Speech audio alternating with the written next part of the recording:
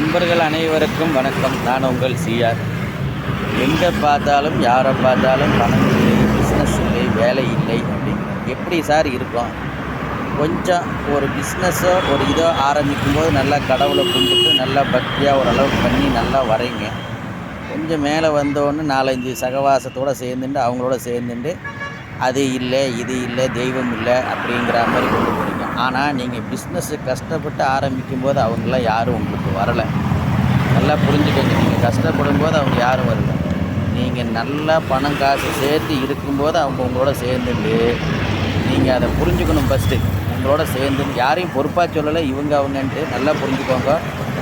உங்களோட சேர்ந்துட்டு அவங்க எல்லாத்தையுமே உங்கள்கிட்ட இருக்கிறதெல்லாம் அழிக்கிறதுக்கு அவங்க உங்களுக்கு ஐடியா கொடுக்குறாங்க. நீங்கள் ஒன்றும் தெரியாத மாதிரி பாவம் யதார்த்தமாக எல்லாத்தையும் நம்பிட்டு கடவுள் இல்லைன்னு சொல்லிட்டு எல்லாத்தையும் இருந்தீங்க. கடைசியில் என்ன பண்ணுறாரு? கடவுளை பொறுத்தளவுக்கு என்னன்னா, நீங்கள் எவ்வளோ ஆடுறீங்களோ அவ்வளோ வரைக்கும் அவர் பொறுமையாக இருப்பார். நீங்கள் அமைதியாக இருக்கும்போது தான் அவரோட ஆட்டத்தை ஆரம்பிப்பார். எப்போன்னா ஒரு பூஜை பண்ணாமல், ஒரு பிதிர்களுக்கு செய்யக்கூடிய காரியத்தை செய்யாமல், எல்லாமே வேண்டாங்கும் போது நீங்கள் கஷ்டப்படுற நிலைமைக்கு கொண்டு வரும்போது தான் உங்களுக்கு எல்லா வேதனையும் கொடுப்பார்.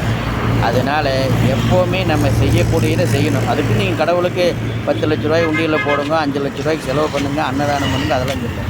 டெய்லி ஒரு கற்பூரம் காமிச்சு உங்களால் என்ன முடியுமோ அதை கடவுளுக்கு பண்ணுறதை பண்ணுங்கோ. டெய்லி செய்யக்கூடியதை செய்யுங்கோ. பிதர்களுக்கு செய்யக்கூடிய காரியங்களை செய்யுங்க. தாயார் தகப்பனாருக்கு உயிரோடு இருக்கும்போது அவங்கள நல்லா கவனிச்சுக்கோங்க.